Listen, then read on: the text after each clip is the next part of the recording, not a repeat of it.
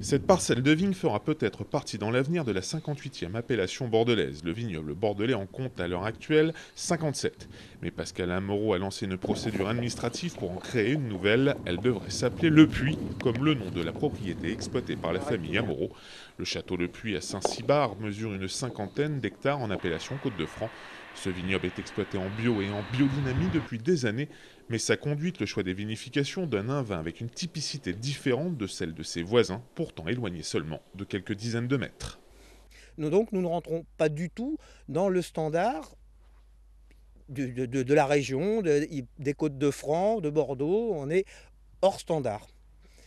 Et on est hors standard principalement depuis l'œnologie moderne. C'est-à-dire que nous, on est resté fidèle au vin tel qu'il se faisait avant, sans levure, sans tous ces produits qui sont maintenant ajoutés. Et du coup, ça nous a mis hors norme, alors que la norme de Bordeaux, c'est plutôt nous qui sommes. Cette différence par rapport aux autres vins de la l'AOC Côte-de-France s'explique en partie par le mode de viticulture et les vinifications choisies par la famille Amorot.